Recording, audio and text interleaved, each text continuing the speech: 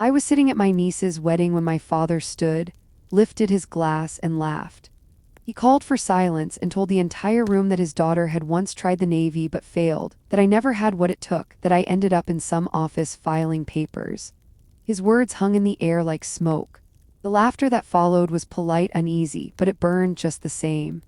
I sat perfectly still, every eye on me, while the truth remained buried deep inside. The truth was that I had served 25 years in the United States Navy. I had commanded men and women in the most dangerous corners of the world. I had stood under fire and made decisions that carried lives in the balance. I had been decorated for courage, for keeping my people alive. But none of that existed in the world my father painted for our family. To him, I was a disappointment dressed in a simple Navy dress, not a veteran who had spent a lifetime in service. Before we dive into this story, take a moment to like the video and subscribe, but only if stories of courage and resilience speak to you. And share in the comments where you are listening from and what hour it is in your corner of the world. It is always moving to see how far these stories travel and whose hearts they reach. I remember clutching the edge of my chair, swallowing the familiar taste of shame when the groom glanced at me. He hesitated, studied my face as if trying to place it, and then I saw the flicker of recognition. He was not just my niece's husband. He was a Marine who had once stood in a sandstorm of bullets while I gave the order that pulled him and his unit out alive. In that moment, the weight of years of silence pressed against my chest. My family might not know who I was, but this young man did. That was the night when silence and truth collided. It was the night when the past I had kept hidden refused to stay in the shadows. And it all began with a father's cruel toast and a soldier's quiet recognition. I was born into a house where silence had weight and rules were carved deep into the walls. My father believed in order. He believed in tradition. He believed in a world where men carried rifles and women carried groceries. That was the world he tried to hand down to me like an inheritance. From the time I was small, I understood that my older brother Michael was the chosen one. He was the one Dad looked at with pride, the one who was supposed to wear the uniform one day, carry on the family's legacy of service. I remember watching the way Dad's eyes lit when Michael so much as lifted a toy gun or marched across the living room with his Boy Scout pack. When I mimicked those steps, when I asked if I could tag along to the Veterans Day parade, Dad's face tightened like a door closing. He used to say it plain: "Girls don't go to war. Girls stay home, raise children, maybe become nurses if they are stubborn enough." I grew up with that refrain ringing in my ears. Each time I heard it, a small piece of me hardened. It might sound simple to dismiss words like those, but if you've ever grown up being told over and over again that you are not enough, you know the truth. Those words cut deep. They become the voice in your own head. Even as a child, I carried both a hunger to prove him wrong and a fear that he was right. Looking back now, I sometimes wonder if my father realized how much power he held in those moments. Did he know that his casual remarks became commandments I carried for decades? Did he ever understand that his silence when I longed for encouragement became the loudest voice in my life? By the time I was a teenager, I had learned to hide my dreams. I kept my interest in the Navy tucked away like a forbidden diary. I read books about submarines and aircraft carriers in secret. I memorized ranks and insignia while my friends memorized song lyrics. And when I told the guidance counselor at school that I wanted to apply to the Naval Academy, I said it softly, almost ashamed. The day the acceptance letter came, I held it like a spark in my hand. My mother cried with quiet pride. My brother slapped me on the back and said he was impressed. But my father, the man whose approval I had chased like sunlight, only laughed. He shook his head and muttered that the academy must be desperate to fill quotas. He looked me straight in the eye and said, "You will never last 6 months." That sentence carved itself into my bones. I remember sitting at the kitchen table, the letter trembling in my hands and feeling the air leave my lungs. It was not just doubt. It was prophecy, at least in his eyes. I carried that prophecy with me on the day I first put on my uniform. I carried it onto the academy grounds, standing shoulder to shoulder with young men who had been told their whole lives that they were born for this. I felt like an imposter wearing courage like an ill-fitting coat. But I also carried something else, a stubborn flame that burned against his words. Every morning when the reveille bugle blasted me out of sleep, Every mile I ran until my lungs ached. Every exam I studied for with trembling hands, I heard his voice in my head. You will never last. And with each step I whispered back in silence. Watch me. Friends, I wonder how many of you have lived with that voice too. The voice of someone who told you that you would fail before you even began. If you have, you know the strange mixture of pain and fuel it can become. Drop a comment if this stirs something in you. Share what words you once turned into fire. Sometimes telling your own story is the first step in reclaiming it. The academy was brutal. There is no other word for it. It stripped you bare, tested your body until it broke, then tested your spirit until you wondered if you even had one left. I saw classmates give up, pack their bags, vanish overnight without a word. Each time someone left, my father's voice grew louder in my head. Another gone, you will be next. But I stayed. I dug my nails into the days, clawed my way through the nights, and found something inside myself I had not known was there. Resilience, grit, the ability to stand up under the crushing weight of expectation and still move forward. Graduation came, and with it my commission. I remember the pride swelling in my chest as I saluted, as I felt the weight of the officer's oath settle into me. For one brief moment I thought maybe, just maybe, my father would see me differently. When I came home on leave, wearing my uniform, medals shining faintly in the sun, he looked me over with narrowed eyes. Then he said it, "So did they kick you out yet?" The room went silent. My mother's face crumpled. My brother's jaw clenched. But my father only sipped his coffee as if he had asked me about the weather. That became the ritual. Every time I came home, no matter how hard I worked, no matter what milestones I achieved, he asked that same question. Did they kick you out yet? It was a blade sharpened on repetition, a wound that never had time to heal. And slowly I learned to stop answering. I stopped trying to explain what I did, the long nights, the impossible missions, the ways I had grown into my role. I folded my silence around me like armor. Because when the person you want most to believe in you insists on seeing you as a failure, words lose their meaning. In time, that silence became its own habit. I told less. I shared less, even with those who might have wanted to listen. Silence is a strange kind of inheritance. Some families pass down heirlooms or recipes. Mine passed down the unspoken. We ate dinners where words were measured out like rations, and the sharpest ones always seemed to find their way toward me. By the time I was a young officer, that silence had hardened into my second skin. I had learned that trying to share my victories only led to ridicule. I had learned that speaking my dreams aloud only invited dismissal, so I carried them quietly like treasures I could never show. There were moments, though, when I almost broke the pattern. I remember one evening after a grueling deployment exercise. I came home with blisters on my feet and exhaustion in my bones, but also with pride burning in my chest. I had led my unit through a night exercise that tested every ounce of our endurance, and we had finished strong. For once, I wanted to tell my father. I sat across from him at the kitchen table. He was working a crossword, the TV humming low in the background. I started to speak, to tell him about the march, the way my team had pulled together, the respect I had earned from my commanding officer. But before I could finish a sentence, he cut me off. He asked if I had been reassigned yet, if they had finally figured out that I was not built for the real Navy. The words lodged in my throat. I closed my mouth, swallowed them down, and smiled instead. That was the last time I tried to tell him anything about my career. It might sound like weakness that I stopped trying, but if you have ever lived with constant dismissal, you know the exhaustion it brings. Fighting to be heard in your own family can feel harder than standing in a battlefield. At least in war, you know who the enemy is. The irony is that my brother Michael never even went into the military. Life pulled him in another direction, and no one judged him for it. No one questioned his worth when he chose another path. The disappointment was reserved for me, the daughter who had dared to step into a role not meant for her. I think that is what hurt most. Not the silence, not even the mockery, but the double standard. The sense that no matter what I achieved, it would never weigh enough to tip the scales in my favor. So I turned inward. I poured myself into my work, into the long hours and the endless challenges of service. My crew became my family. My commanding officers became the voices I listened to. The Navy became the place where I sought validation, because home had never offered it. But even as I built that new family, I carried the old wounds with me. Every time someone praised me, a small voice whispered that it would not last, that I would be found lacking. Every time I stood on the deck watching the sun rise over an endless sea, I wondered if my father would ever believe I belonged there. That is the paradox of growing up in a house like mine.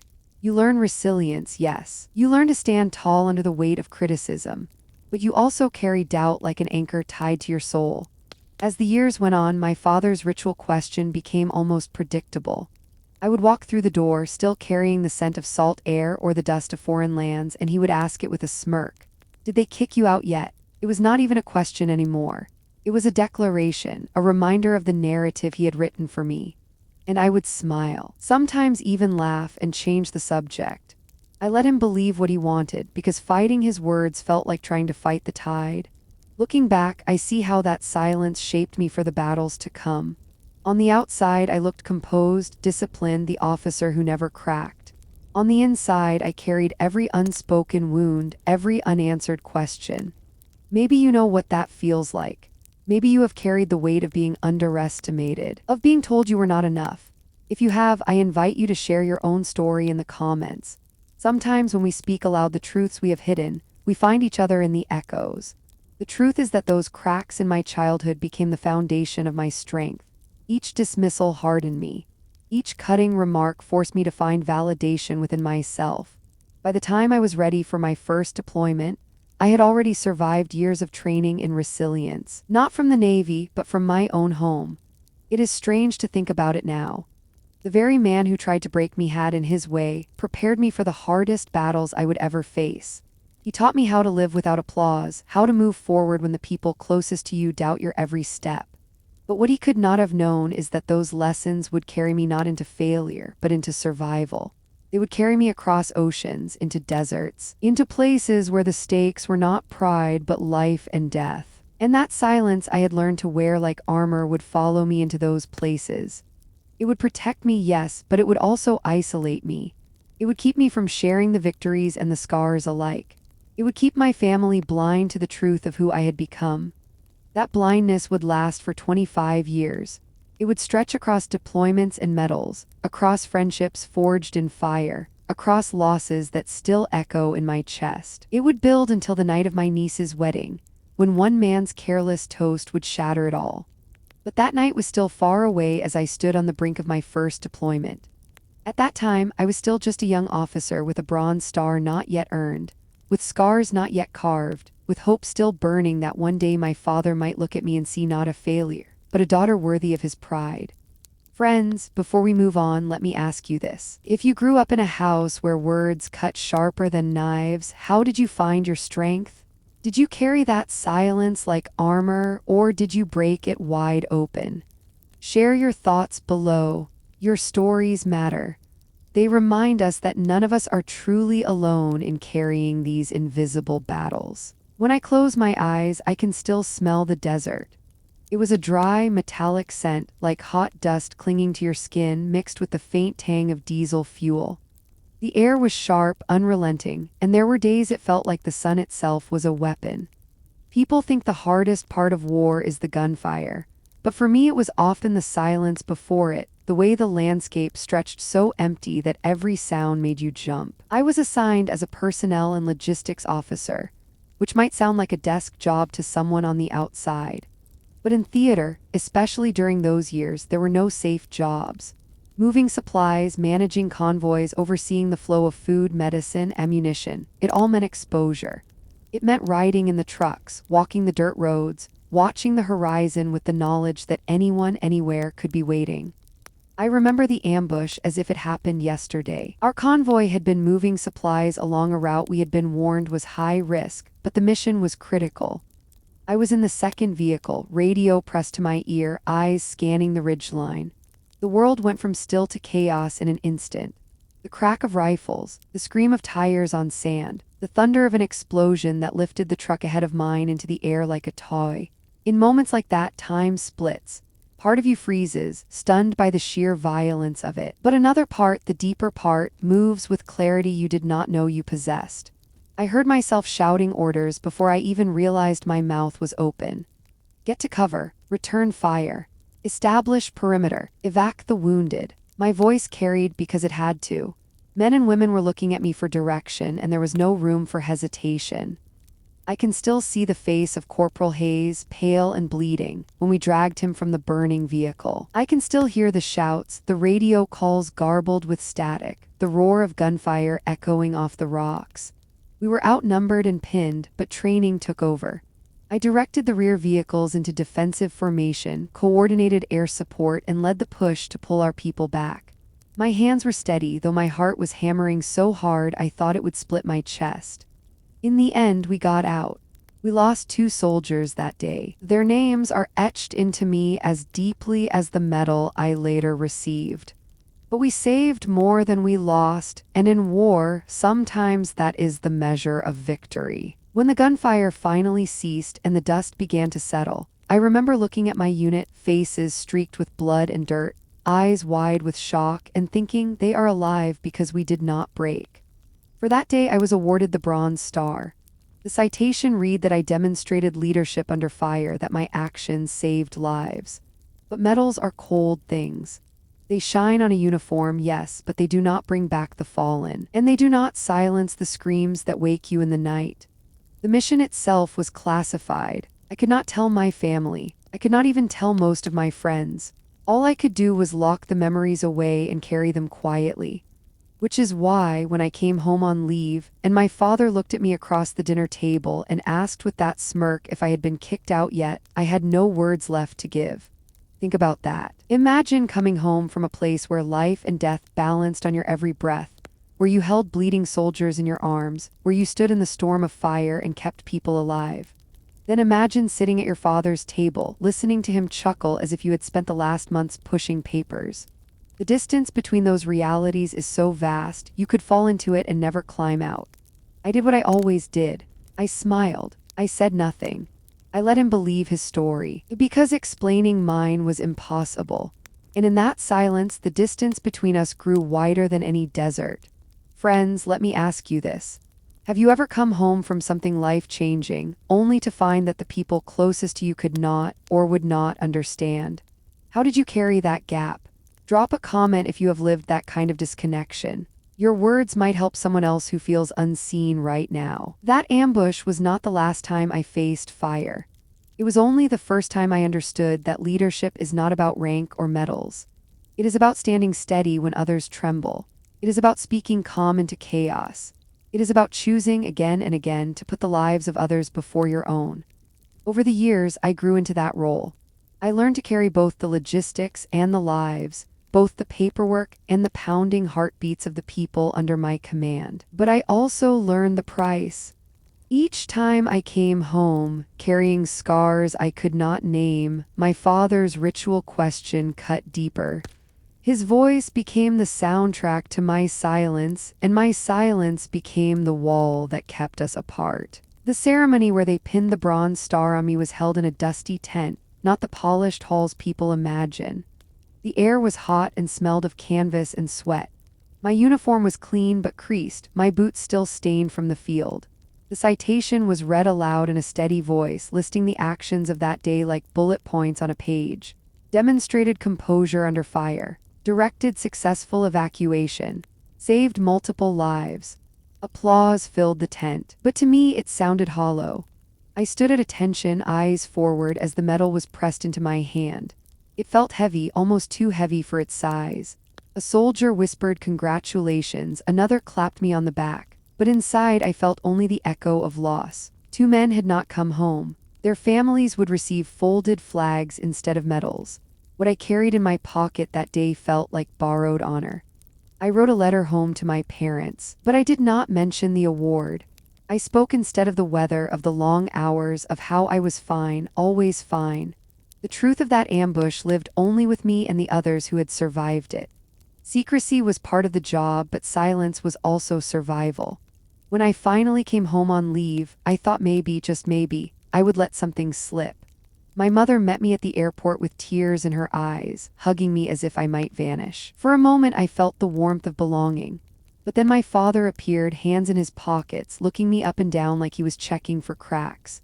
At dinner that night, between bites of meatloaf, he asked his question. So, did they throw you out yet? I froze, fork halfway to my mouth. My mother glanced at me with a nervous smile, trying to smooth the sharpness of his words. But the silence that fell was heavier than any mortar fire I had faced. I forced a laugh, shook my head, and said, "Not yet." He grunted, satisfied, as if he had confirmed his own prediction. He never knew that less than a week before, I had been standing in front of my commanding officer, receiving one of the military's highest honors. He never knew that my crew trusted me with their lives, that my decisions had meant the difference between life and death. In his eyes, I was still the daughter who had dared to step into a man's world and failed. The more I achieved, the less I spoke. Silence became my shield. I stopped correcting his assumptions, stopped trying to tell stories he would never believe. It was easier to nod, to let him think I shuffled papers in some office. Explaining the reality would only invite more mockery, and I had no strength left for that battle. The years blurred into deployments. Desert heat gave way to the chill of the sea, then back again to sand and dust. My record grew with commendations, my rank advanced, and still my father's words stayed the same. "Did they kick you out yet?" Every homecoming became a ritual of endurance, every leave a reminder that the distance between us was wider than any ocean I had crossed. I sometimes wonder how different our lives might have been if he had asked another question. If he had asked, "Are you safe? Are you proud of your work? Do you need anything?" Those words might have built a bridge instead of a wall. But he never asked, and so I never answered. Friends, I want to pause here and ask you, have you ever hidden your greatest victories because the people closest to you would not understand? Did you ever decide silence was easier than speaking your truth? If you feel comfortable, share your story in the comments. Someone listening tonight might need to hear that they are not alone in that choice. The bronze star stayed tucked in a box for years. I never displayed it at home. I never brought it out for family gatherings. It was easier to let my father believe I had failed than to invite his scorn for something he could not comprehend. Over time, the medal became a symbol not just of survival, but of the chasm between my life and my family's perception of it. That chasm shaped me. It taught me to carry my accomplishments quietly, to let the weight of service rest in my own heart instead of seeking validation. In the field, that made me stronger. At home, it made me invisible, and invisibility has its own kind of ache. By the time my niece announced her engagement, I had spent 25 years living between two worlds. In one, I was a decorated officer, trusted by my crew, tested by fire. In the other, I was the daughter who had tried and failed, the family disappointment hidden behind polite smiles. I told myself it did not matter. I told myself their opinion could not diminish what I had done. But deep inside, I carried the same longing I had carried since I was a girl. The longing for my father to see me, to believe in me, to love me not in spite of who I was, but because of it. That longing would finally surface on the night of my niece's wedding. But until then, I lived with silence as my companion, medals in a box, and words unsaid burning in my throat. Friends, before we close this chapter, let me ask you one more question. If you could go back and say one truth to someone who never believed in you, what would it be?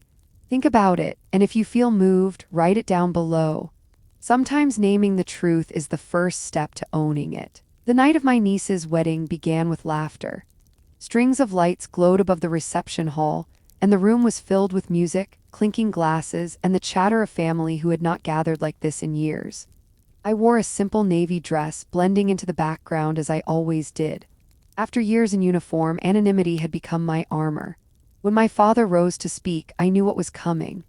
I had seen that glint in his eyes before, the way he savored an audience. He tapped his glass, called for silence, and began with the easy charm that had always won people over. He praised my niece, radiant in her gown, and turned to the young groom, a Marine. "A real warrior," he said proudly, strong and courageous, following in the footsteps of men who had defended this country for generations. The guests nodded, murmured approval, lifted their glasses. Then, as though it were the most natural transition in the world, he gestured toward me. He told the crowd that I had once tried to serve too, but it had not worked out. That I had been shuffled into some desk job, lucky to have found steady employment even if I had failed at the real thing. His words fell like stones in the still air. There were a few nervous laughs, the kind of sound people make when they want to escape a moment but cannot. I sat very still. I had lived through worse. Bullets in the desert, explosions that shook the ground, the scream of men dying in my arms, but nothing cut quite like the dismissal in my father's voice. In his eyes, I was still the girl who had never measured up, not the officer who had spent 25 years carrying the weight of command, not the woman who had medals tucked in a box at home. I watched the groom's face as my father spoke.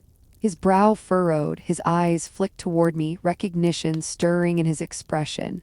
In that instant, I knew he remembered. I had seen those eyes once before, under a helmet streaked with dust and sweat, looking to me for orders when chaos rained down. The weight of the room pressed against my chest. Around me, people shifted uncomfortably. Some glanced away, unwilling to meet my eyes. Others stared, curiosity sharp and unkind. My niece caught my gaze and offered a small, helpless smile, as if to apologize for the man holding the microphone. I sipped my water, kept my hands folded and let the storm pass over me. Silence was my refuge, the same silence I had carried for decades. But this time the silence was not mine alone. It belonged to the young man standing beside my niece, the one who had once been pulled from fire and carried back to safety. The one who knew the truth my father had just mocked. His jaw tightened, and I saw the decision forming in his eyes.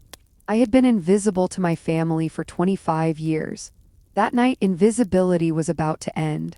Friends, let me ask you this. Have you ever sat in a room full of people who should have loved you, only to feel smaller with every word spoken about you? How did you hold yourself steady in that moment? If you are comfortable, share your story in the comments. Someone listening today might need to hear how you endured. As my father raised his glass to toast the couple, the room echoed with the clink of crystal. Cheers rose and the music swelled again. He settled back into his seat, smiling broadly, certain he had charmed the room. I remained seated still, my face unreadable. But the groom kept glancing at me, searching my eyes as if to confirm what he already knew. And in that gaze, I saw the past and the present collide. The desert dust, the sound of gunfire, the weight of lives saved, all rushing back in a hall filled with flowers and laughter. He knew. And because he knew, the night was about to change. The first hint that something was about to break came not from me, but from him. The groom pushed back his chair, the scrape of wood against tile cutting through the music. The band faltered, the conversation stilled. All eyes turned to the young man who had until now been smiling politely beside his bride. He glanced at me once, steady and sure, then looked at my father. His voice was calm but carried through the hall. "Sir, with respect, I believe there is something you do not know." My father chuckled, the same patronizing laugh I had heard my entire life. "And what would that be, son?" The groom's hand tightened around his glass, but his voice did not waver. "I know your daughter, not as you just described her, not as some clerk behind a desk. I know her as the officer who commanded under fire. I know her as the one who gave the order that saved my life and the lives of my brothers in arms." The room went silent. Forks paused halfway to mouths. My niece's smile faded as she looked from her husband to me, confusion widening her eyes. The groom kept speaking, his words sharp with memory. There was an ambush, dust thick in the air. Fire coming from all sides. We were cut off, certain we would not see another sunrise, and then she was there. Calm, decisive, unflinching. She pulled us out. If I am standing here today, it is because of your daughter. My father's face drained of color. He opened his mouth, closed it again. Around him, whispers spread like fire across dry grass. Aunt Carol blinked, stunned. Uncle Robert shifted in his chair, his jaw tight. The young cousins stared at me as if they were seeing me for the first time. I sat motionless, my heart pounding so hard I could feel it in my throat. For years I had carried the truth quietly, choosing silence over conflict. Now that truth stood in the middle of a wedding hall, declared for all to hear by a man who owed me his life. My niece touched her husband's arm. "Is that true? Is this who she really is?" He nodded without hesitation. "She is the reason I came home." The hall was so quiet that even the softest breath seemed loud. My father finally spoke, his voice strained. "That cannot be, she never said anything." I found my own voice then, low but steady, "Because you never asked. Because you decided long ago who I was and who I was not." He flinched at my words as though struck. The guests shifted uncomfortably, caught between sympathy and shock. For once, I did not look away. I held his gaze, letting him see the weight of all those years of silence. The groom placed his glass on the table and straightened his shoulders. Sir, I mean no disrespect, but your daughter has more courage and honor than most men I have served beside. She deserves acknowledgement, not dismissal. I saw tears glisten in my niece's eyes. My mother pressed a hand to her lips, and my father, the man who had belittled me with every homecoming, stood at the center of his own undoing. Friends, I want to ask you something. Have you ever had a moment when someone finally spoke the truth you had been carrying for years? Did it feel like vindication, or did it feel like grief for all the years lost? Share your thoughts in the comments if you feel moved. Sometimes your words help others recognize their own hidden battles. The music did not resume right away. The toasts ended without laughter. But something had shifted. The story of who I was had broken free from the prison of assumption, and no one in that room would ever look at me the same way again. For the first time in decades, I was seen. Not the daughter who failed, but the officer who had led, endured, and survived. And though it was not the way I would have chosen, the truth had finally found its voice. Chapter 4: The Truth Revealed, Part 1. The groom's words lingered in the air long after his voice fell silent. They hung there like smoke that refused to clear, seeping into every corner of the reception hall. I could hear the hum of the chandelier lights above us, the faint clatter of a fork dropping 2 tables away, the restless shuffle of feet on the polished floor. People leaned in, barely breathing, caught between disbelief and the sharp thrill of revelation. My father sat frozen, his glass half raised, his knuckles white around the stem. His expression shifted in jagged beats, crumbling under the weight of a story he had never allowed himself to imagine. His mouth moved before sound emerged, and when it did, it came out cracked, fragile, almost childlike. "That is impossible. She never said." The groom straightened, his voice firm yet reverent, a soldier speaking of his commander. "She said nothing because she carried it all in silence. But I was there. I saw her command when chaos erupted. I saw her drag men out of fire with steady hands when the rest of us froze. She never needed to tell her family because she told us with her actions. She brought us home." The words landed like heavy stones on the tables around us. My niece's mouth fell open slightly, her hand rising to her chest as though to hold in her pounding heart. Aunts and uncles exchanged bewildered looks. Cousins leaned toward each other, whispering urgent fragments, their faces pale with the dawning recognition that the woman they had dismissed for years was someone else entirely. For me, time slowed. The room blurred at its edges, the colors bleeding into memory. I was back in the desert, the air thick with dust that scraped my throat raw, the rattle of gunfire shattering the night. The weight of fear had pressed against my shoulders like an anvil, but beneath it ran a river of clarity. I remembered giving the order to split into 2 columns, praying under my breath not for my own survival, but for the wisdom to see the next right step. I remembered the way the earth shook under mortar fire, and how, when the smoke lifted, the faces I feared would be lifeless were still breathing. When it was over, the men had looked at me with the same stunned respect I now saw shining in this young groom's eyes. It was a look I never expected to encounter again, certainly not under a wedding canopy strung with white roses. My father pushed himself to his feet, the chair legs screeching across the floor like a scream. He stared at me as though the stranger he had mocked moments before had stolen his daughter's place. "Evelyn," his voice trembled, "is this true?" The question, so simple, held the weight of decades. My hands trembled in my lap, but I kept my chin high. "Yes," he blinked hard, as if blinking might wash the truth away. 25 years, and you never told us." I swallowed the ache in my throat. "Because you never wanted to know." Gasps rippled through the hall. My words had not been cruel, only truthful, but truth cuts sharper than any insult. I saw shoulders flinch, saw eyes widen, saw lips pressed tight against shame. My father's face collapsed into disbelief, then confusion, then something darker, shame that painted his cheeks pale. He glanced toward the groom as though searching desperately for escape, for reassurance that this was some elaborate mistake. But the young man did not relent. He only nodded, his voice low but unshakable. "Sir, your daughter is the reason I am alive today. If I stand here beside your granddaughter, if there is a wedding to celebrate, it is because she was strong when the rest of us could not be." All around us, conversations stopped altogether. The music had faded minutes earlier, but now the silence itself seemed alive. thrumming with awe and regret. My niece's eyes brimmed with tears. She turned toward me, lips trembling as though words might betray her. "Aunt Evelyn, why did you never say anything?" I forced a small smile, though it felt brittle, because words would not have mattered. A whisper ran through the tables like wind brushing tall grass. My cousins' faces flashed in my mind, those countless family gatherings where they had rolled their eyes at my short answers, teased me for being too stiff, too serious, too unwilling to share funny stories about the Navy. They had thought me humorless, secretive, perhaps even dull. They never guessed that secrecy was survival, that silence was the only shield I had against constant dismissal.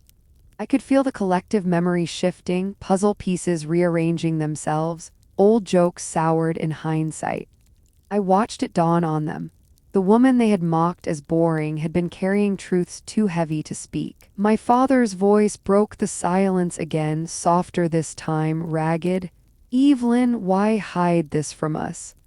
I met his eyes, steady now, years of discipline behind me. "Because you would have laughed, because you decided I would fail before I had even begun." The words struck like a blow. He staggered back slightly, his certainty unraveling. For the first time in my life, my father had no retort, no booming counterattack, no dismissive chuckle. Just silence. "Friends, let me pause here to ask you something. Have you ever tried to explain your truth to someone who had already decided who you were? Did it feel like speaking into an empty room? If so, you know the hollow ache that silence leaves. Share your thoughts in the comments. You may discover someone else here who knows that exact loneliness." The reception hall was heavy with unspoken years. My father swayed on his feet, his foundation cracked. My mother sat rigid beside him, her hands clasped together, eyes brimming though her lips stayed sealed. My aunt stared as if I had grown taller before their eyes, as if my uniform they had ignored for decades had suddenly materialized in front of them. I remained still, my hands folded in my lap, my posture composed.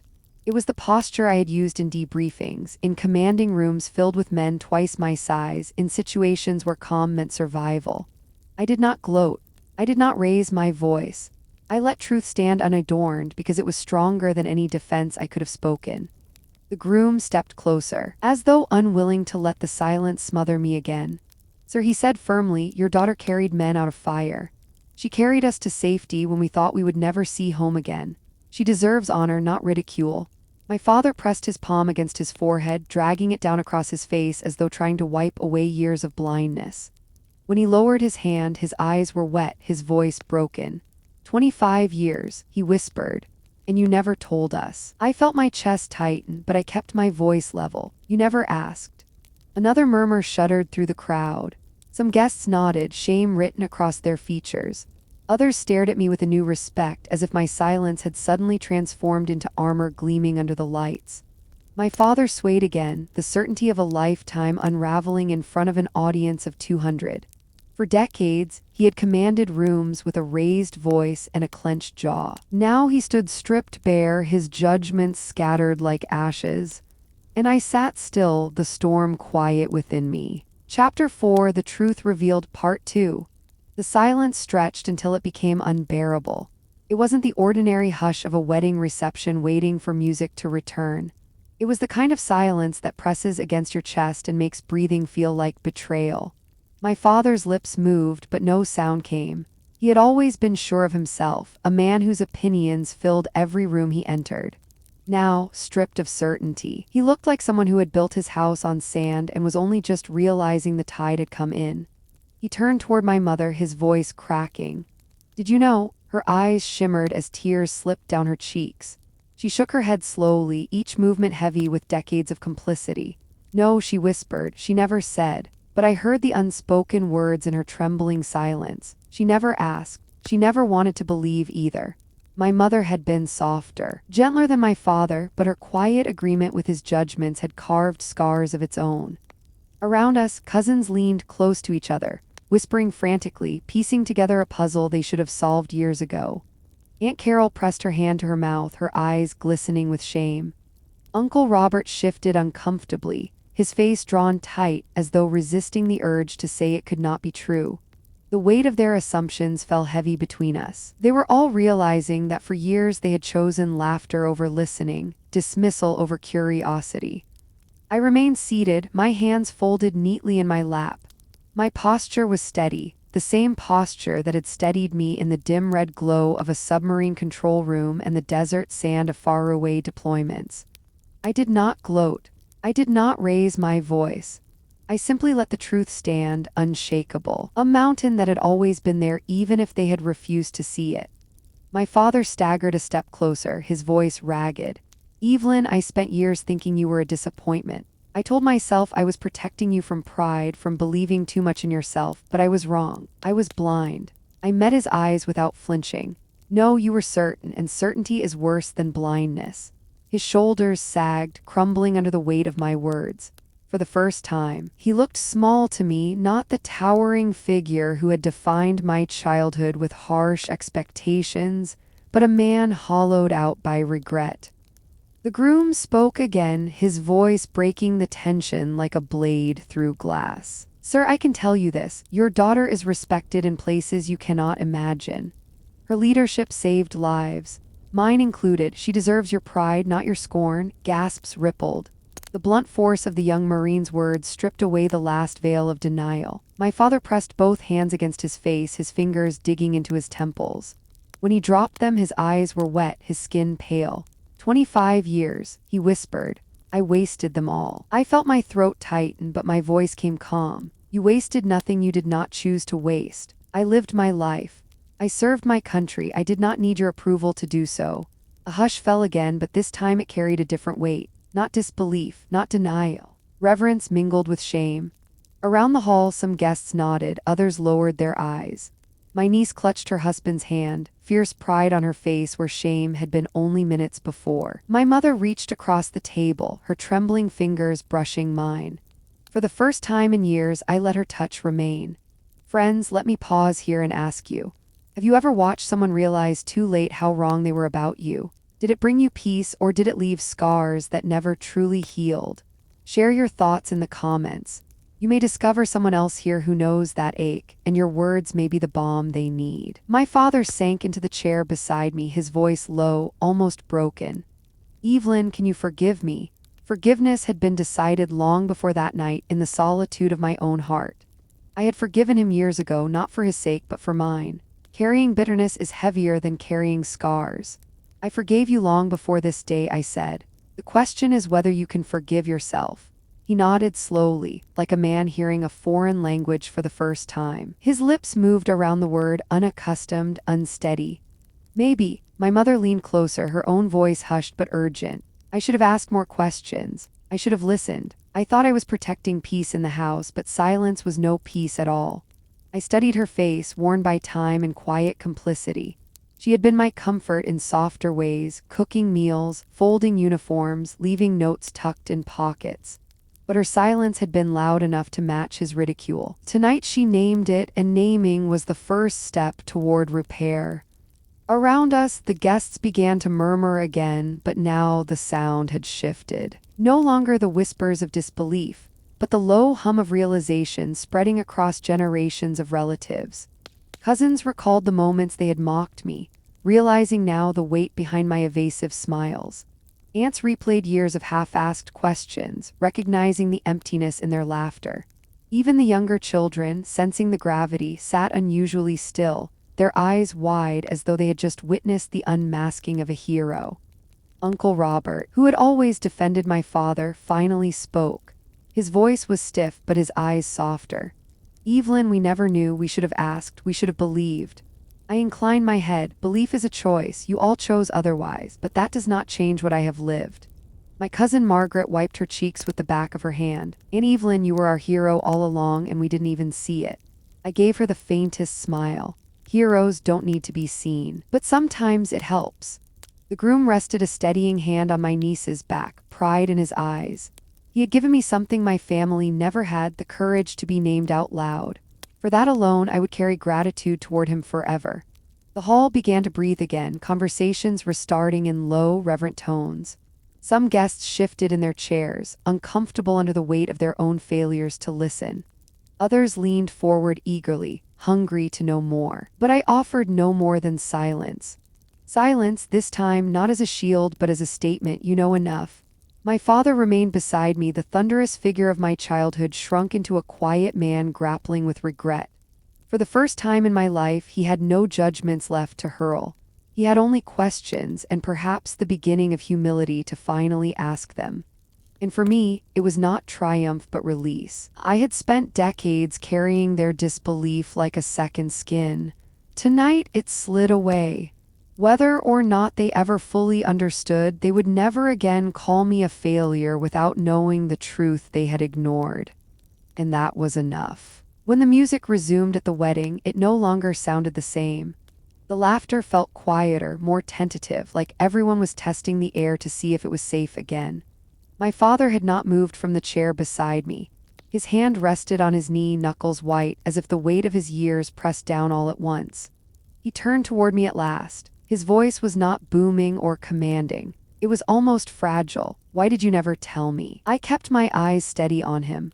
I did tell you, Dad. Every time I came home in uniform, every time I tried to share a piece of my life, you waved it away. You heard only what you wanted to hear. His lips pressed together. He looked away, then back at me as though searching for an escape that did not exist. I thought I was protecting you. I thought if I set the bar low, you would never feel the sting of failure. The words made me ache, protecting me. That was what he called it.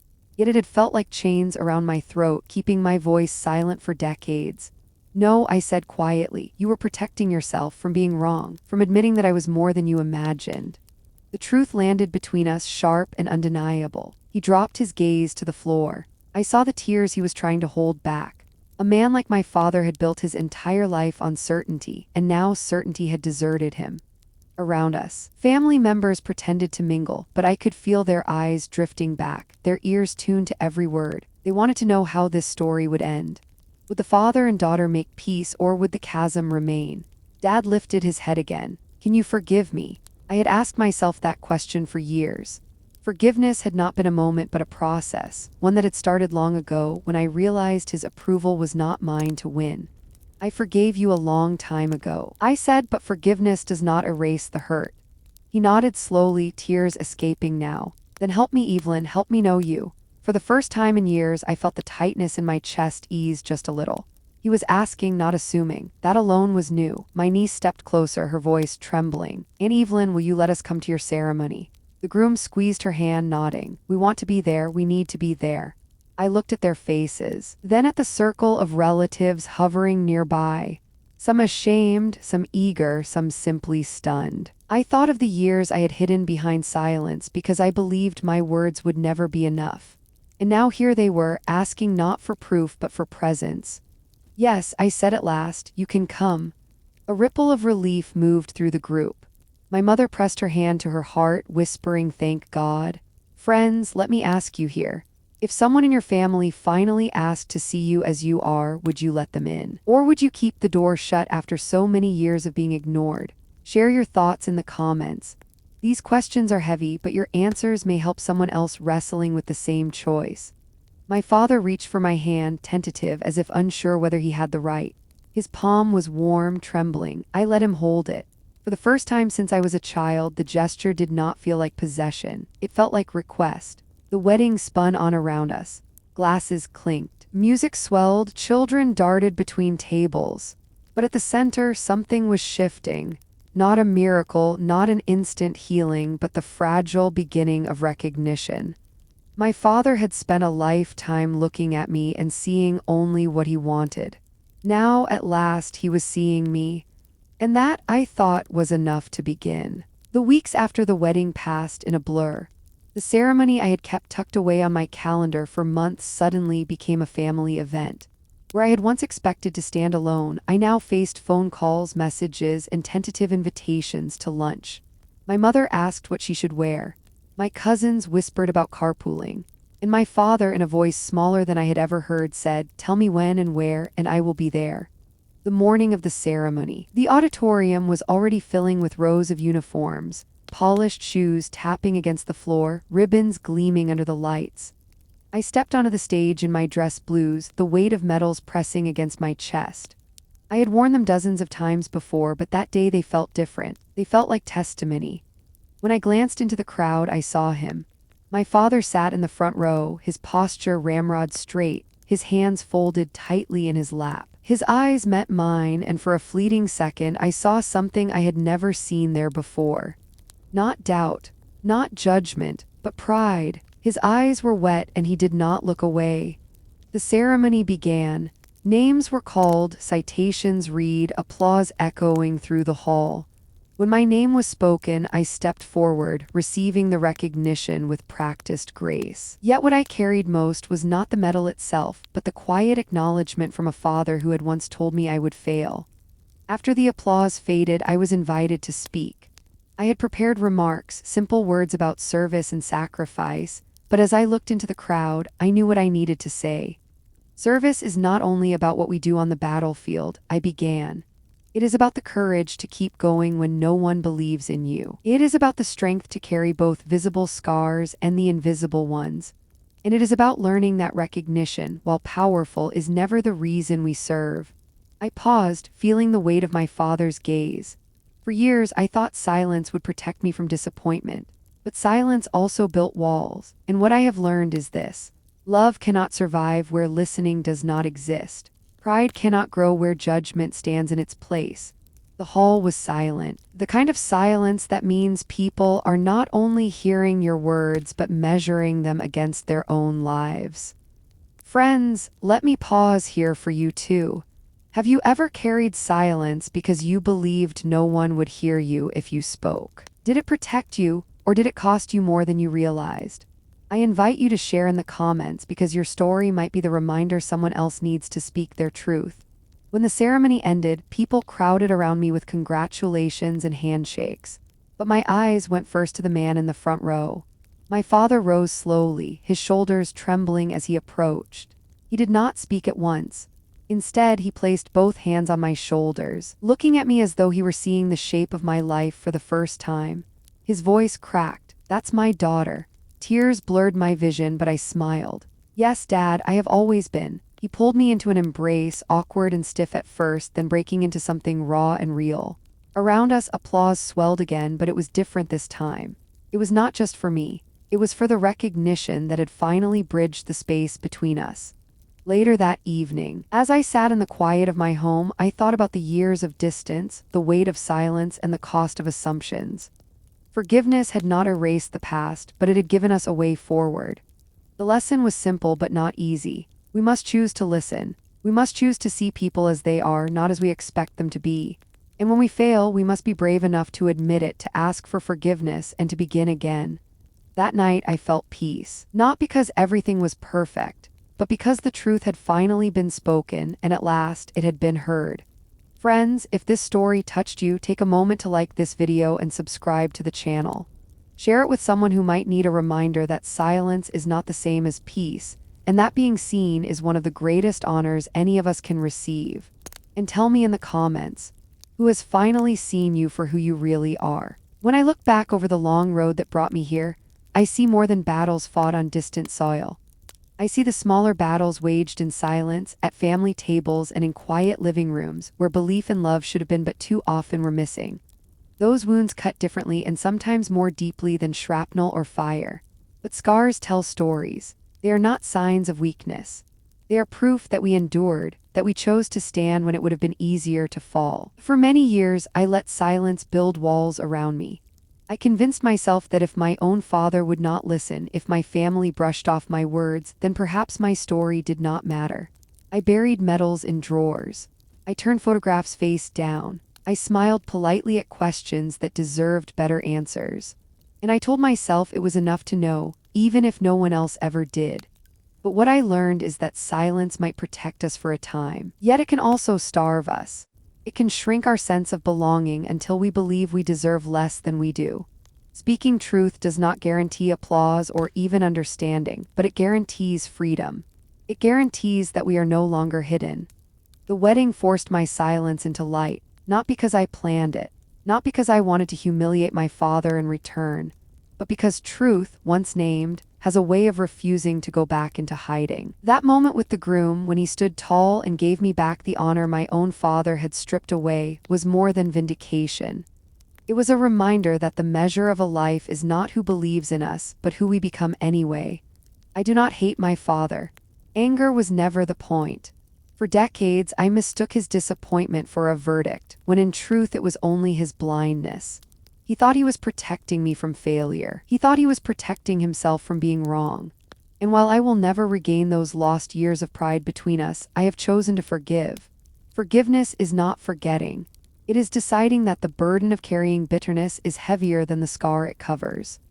The day of the ceremony, when I saw him in the front row with tears running down his face, I realized that love can be late but still real. That recognition may not erase the past, but it can soften it. I will never again doubt that he is proud of me. But more importantly, I will never again doubt my own worth in the absence of anyone's approval. If you are listening to me now, maybe you carry scars too. Maybe you have lived under someone's shadow, told that your efforts were not enough, that your dreams were foolish, that your place was smaller than the space you dared to claim. I want you to hear me clearly. You are not defined by those voices.